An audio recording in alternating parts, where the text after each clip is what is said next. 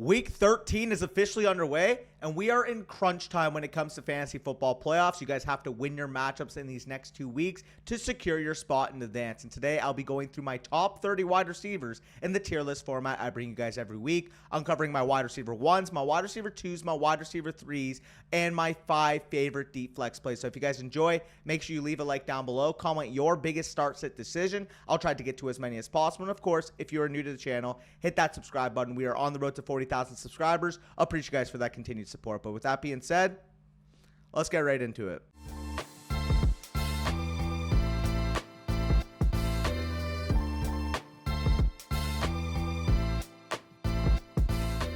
All right, before I get into the official top 30, here is the will they play tier. And as you guys know, general rule of thumb, we want to see at least one full practice from these guys prior to starting them in our lineups. And if not, you may lean towards a slightly lower ranked counterpart. So the will they play tier this week is consisting of Keenan Allen of the Chargers, Tank Dell, Chris Olave, Marquise Brown, Chris Godwin, and Jaden Reed. And starting with Keenan Allen, he missed practice on both Wednesday and Thursday and practiced in limited fashion on Friday with the quad injury he suffered this week. It's a bit concerning given his past injury history, but I don't think it is anything that will affect him going into this week's game. Keenan himself has stated that he is ready to go, and if he does indeed suit up, he will be a top 5 wide receiver in my rankings. Tank Dell of the Houston Texans came away with a calf injury this past week against Jacksonville. He missed practice on Wednesday and returned for Thursday and Friday, and it sounds like he will be ready to play based on the trajectory we're hearing right now. D'Amico Ryan saying he should be ready to go. And with Dalton Schultz out, the Texans will need him ready to ball out on Sunday. Chris Olave of the New Orleans Saints obviously suffered that concussion this past week's game. He is in concussion protocol currently, but he did practice all week, and he is expected to play assuming he is able to clear concussion protocol. If he does suit up, he will be a top 12 overall wide receiver for me. Marquise Brown, wide receiver of the Arizona Cardinals. He's still dealing with that heel injury that flared up midweek this past week. He has not practiced all week, but Coach Jonathan Gannon mentioned that he's trending in the right direction towards playing this week. It really sounds like he's a true questionable this week. If he is able to play, he would be a top 25 wide receiver for me, but I do think he is a true game time decision.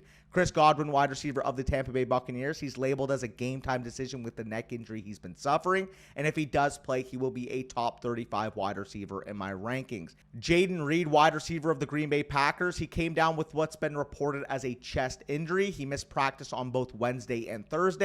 He returned to practice on Friday, and he holds a questionable tag entering this week's slate. It sounds like he'll try to play. This is an injury he's been playing with throughout these last couple of games. I do think he will be able to suit up, and assuming he does suit up, he will be a top 40 wide receiver for me in my rankings.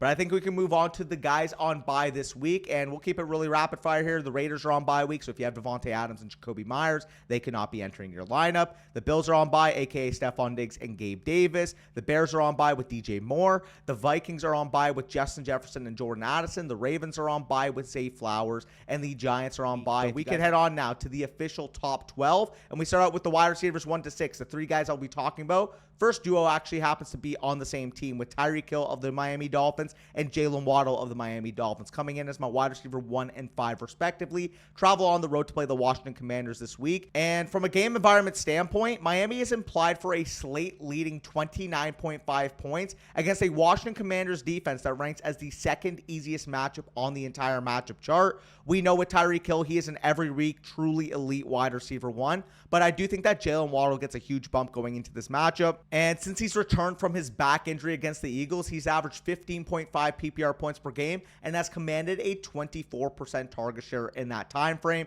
This entire Miami Dolphins passing offense should have a field day against an overmatched Washington defense. We saw what happened on Thanksgiving. I do think Miami is able to exploit that defense like we saw from the Dallas Cowboys this past week. And then my wide receiver 5 is going to be Mike Evans of the Tampa Bay Buccaneers, going to play the Carolina Panthers at home this week. And it's simply just time to give this guy his flowers. He's been the wide receiver 9 in fantasy this year, and he's averaging 17.55 PPR points per game. Since week 10, we've even seen that spike even higher. He's commanded a 32% target share for the Bucs and has scored 22 points per game in that time frame. I understand on the surface level, Carolina's been a good defense against the pass this year. It is a tough matchup for Big Mike, but Baker Mayfield, this Bucs passing offense has been on fire recently, and obviously we know with Mike Evans, he brings that weekly spike week potential. So even though it's a tough matchup on surface, Mike Evans is the type of wide receiver to be able to have a 50-yard touchdown touchdown and completely flip the matchup on its head. And then finally in this tier, we also had wide receiver 2 CeeDee Lamb, who already played on Thursday Night Football. If you had CeeDee Lamb,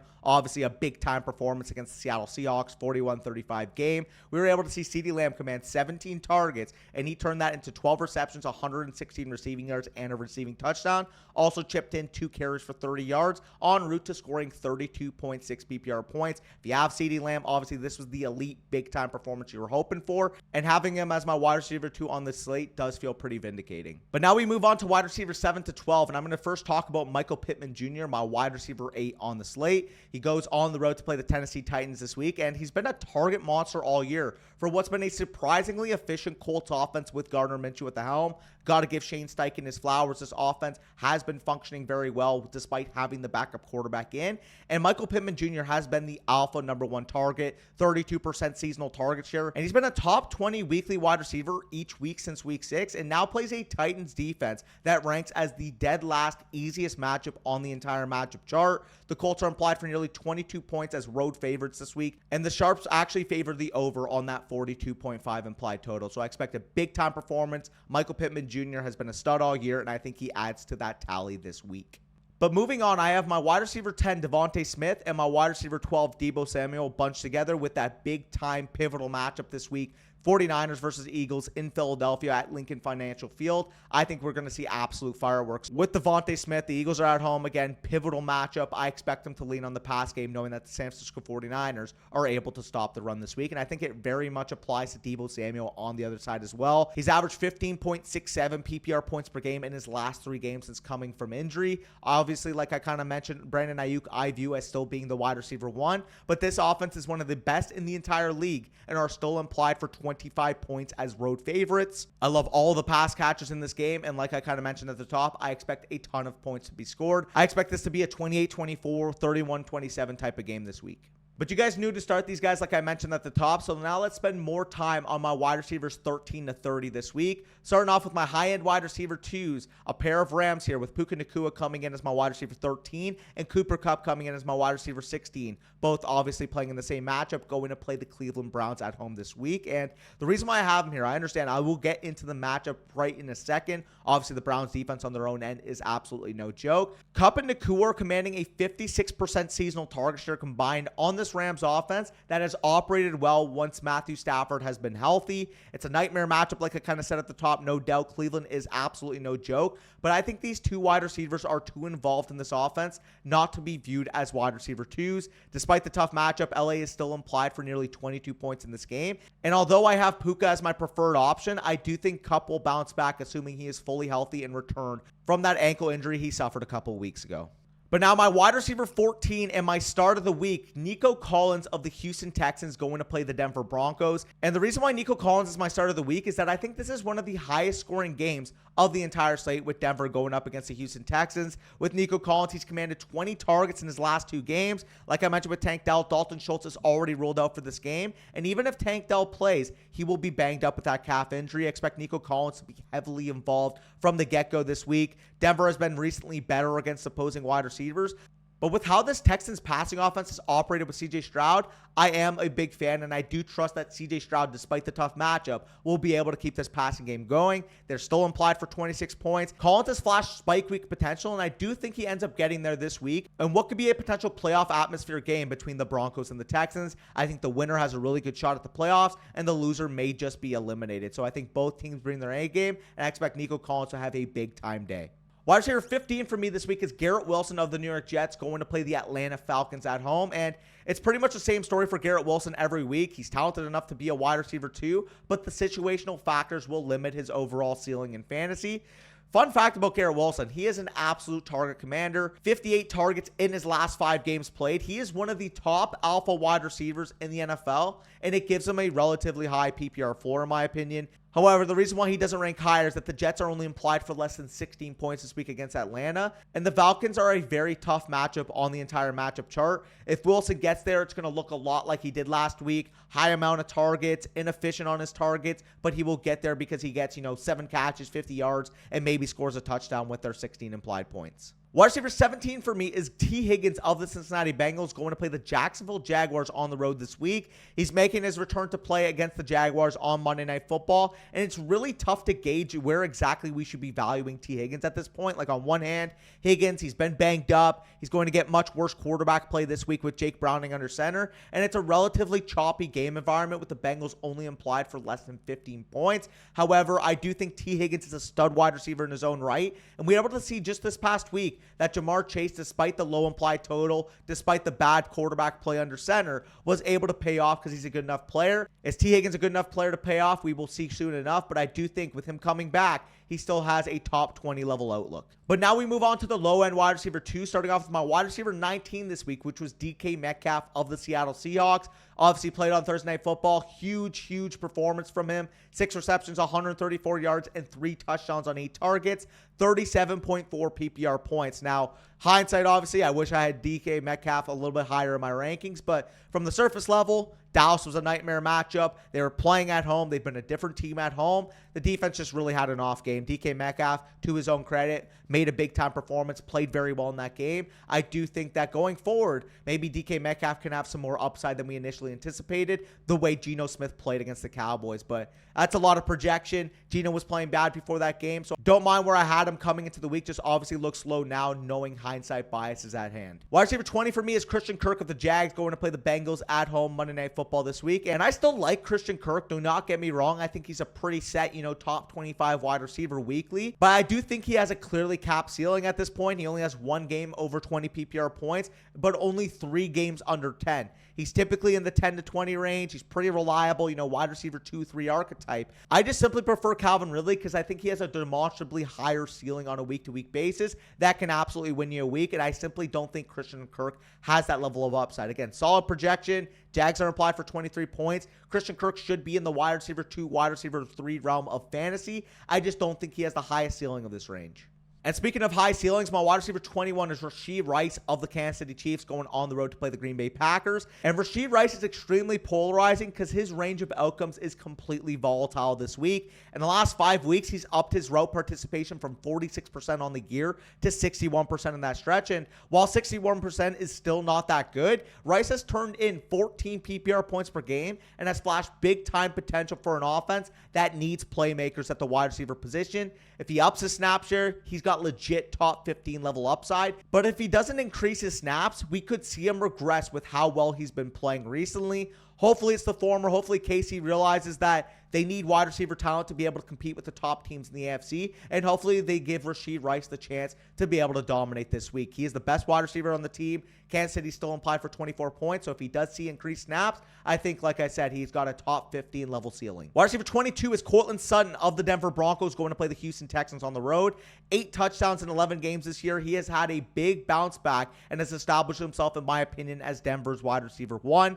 Now gets access to that great game environment this week I mentioned with Nico Collins. High implied over-under. Both teams are desperate to secure their playoff spots and wants a stacked AFC conference. And Denver has been playing much better offensively during their 5-game win streak. With the way Russell Wilson has played and his own ability to score 6 points on any given target, I think Sutton is an every week high upside wide receiver 2-3, very similar to that of Gabe Davis. Wide receivers 23 and 24 respectively are Josh Downs of the Indianapolis Colts and DeAndre Hopkins of the Tennessee Titans. Big time interdivisional clash this week between the Colts and Titans on Sunday. For Josh Downs, he commanded 13 targets in his first game back post bye week against the Bucs, and now gets a matchup versus the best matchup for opposing wide receivers on the entire slate. The Titans cannot cover a nosebleed at this current point, and Josh Downs has shown the ability to command volume when he is healthy on this Colts offense. I contemplated making him my start of the week because I really do love the ceiling for Downs and this Colts passing offense against an overmatched Titans defense. On the flip side with DeAndre Hopkins, he's been much more volatile than he has in recent years.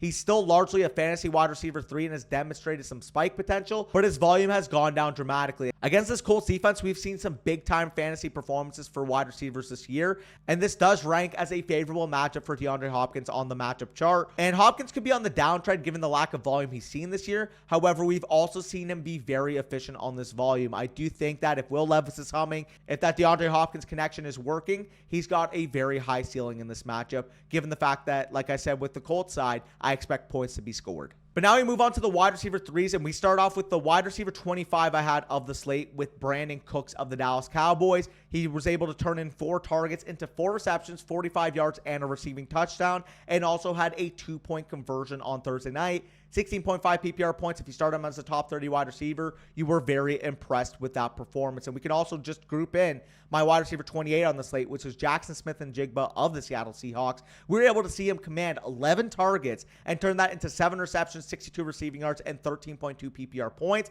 Now, it could have been an even bigger day. He had a big-time touchdown that was ruled incomplete. Big-time pass interference. DK Metcalf ends up scoring on that drive, but if the officials were to rule that JSN came down with that ball, he would have potentially been a top 10 wide receiver on the slate. But if you started him, 7 receptions, 62 yards, absolutely carved up his matchup this week. I do love JSN moving forward if Geno keeps playing like this and he continues to demand this level of volume. Wide receiver 26 for me is Terry McLaurin of the Washington Commanders going to play the Miami Dolphins. And very fun tweet here from Dwayne McFarland, where if I told you before the season that Sam Howell would throw for over 300 yards per game, how high would you have drafted Terry McLaurin? And that's very true. I mean, Terry McLaurin has gotten literally what all of us fantasy gamers could have hoped for coming in from a situational perspective. Sam Howell's throwing the rock all over the yard. They're attempting the most passes in the NFL right now, and yet Terry McLaurin has ceded that alpha role. Jahan Dotson's performing, Curtis Samuel's performing, they're feeding the tight ends. Like it's a really jumbled offense right now with Washington.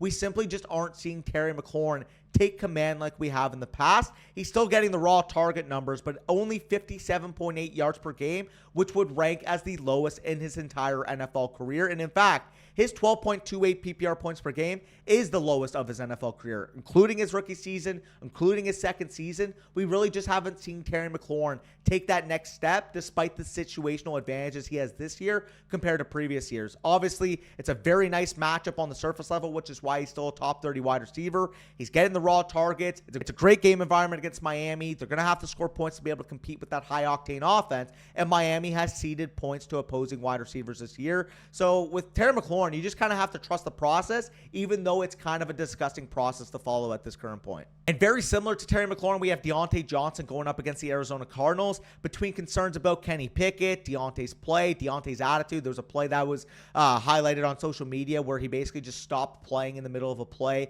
I believe it was a fumble. They were returning it back. Deontay Johnson just stopped moving. I understand there's a lot of concerns, bad vibes right now, but if you have Deontay Johnson, you kind of just have to plug your nose and trust the process. He's still commanding targets. He's still getting open. This offense looked much better this past week than they did with Matt Canada. Here's hoping they just start playing better. Now, with Deontay Johnson, we saw prior to these last few weeks, he was really turning it on, especially in that Thursday night football game against the Titans. We're hoping he gets back to that level, but if he keeps underperforming, he will not be a member of the top 30 moving forward. Wide receiver 29 for me is Christian Watson of the Green Bay Packers going to play the Kansas City Chiefs this week. And Christian Watson is coming off his best game of the season against the Detroit Lions. Thursday night football, Thanksgiving football. 5 catches, 94 yards, and a receiving touchdown. I really think he has the opportunity going forward to potentially build momentum. Big time matchup this week going up against the defending Super Bowl champion.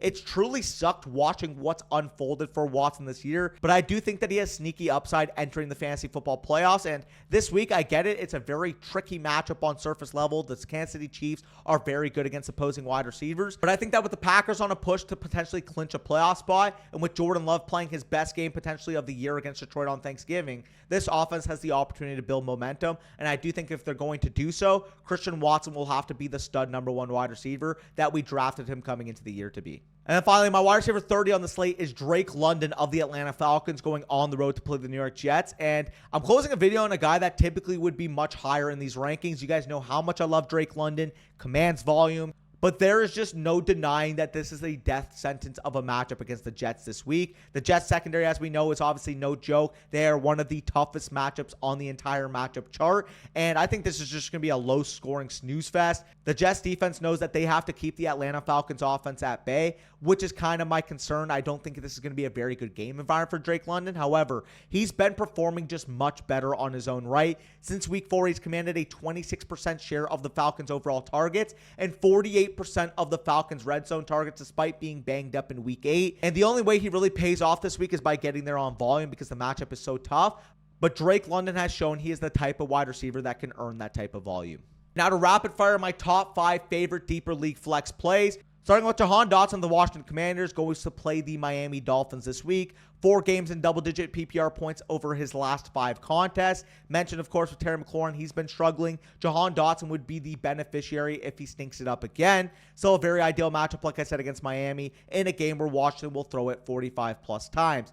Devontae Parker, wide receiver of the New England Patriots, going on the road to play the LA Chargers. Pop Douglas is out. Devontae Parker is back healthy, and he has the 3rd easiest matchup on the entire matchup chart. And Parker, we just saw this last week, 5 targets on his 75% share of the snaps. He should be operating as their wide receiver 1 going on against LA without Demario Douglas in the lineup. Noah Brown of the Houston Texans goes to play the Denver Broncos this week, and this one is fully dependent if he is healthy to go, but it sounds like Brown is making his return from injury. I mentioned the game environment with multiple wide receivers in this game, but I want to be attacking this game with as many pass catchers as I can. Brown was dominant prior to getting hurt, and I think he is comfortably a top 3 wide receiver for this Houston Texans offense, an offense that has been able to throw the ball at will. Number 4 is Justin Watson of the Kansas City Chiefs, goes on the road to play the Green Bay Packers, and in his last 2 games, Justin Watson has commanded 14 targets and has scored over 23 PPR points. It's an ambiguous wide receiver core, but it really feels like the top 2 guys at this point are Rashee Rice as the wide receiver 1 and Justin Watson as the Chiefs wide receiver 2. And he's got the potential to flop because he's still a part-time player. But with the Chiefs implied for so many points and with Watson playing relatively well these last 2 weeks, I think his usage continues to trend up. And then Greg Dortch of the Arizona Cardinals goes on the road to play the Pittsburgh Steelers. Michael Wilson's already ruled out, and both Trey McBride and Marquise Brown are entering this matchup banged up. Dortch has shown an alpha target commanding ability in games where a Cards wide receiver has missed time. He's not a sexy play against Pittsburgh, but Kyler Murray has played well, and I think he can elevate the play of Dortch with another solid fantasy outing. But either way, if you guys enjoyed, make sure you leave a like down below. Like I said at the top, comment your biggest start sit decision. I will try to get to as many as possible. And of course, if you are new to the channel, hit that subscribe button. We're on the road to 40,000. Appreciate you guys for that continued support. Good luck in your matchup. Go clinch those playoff spots. Take care.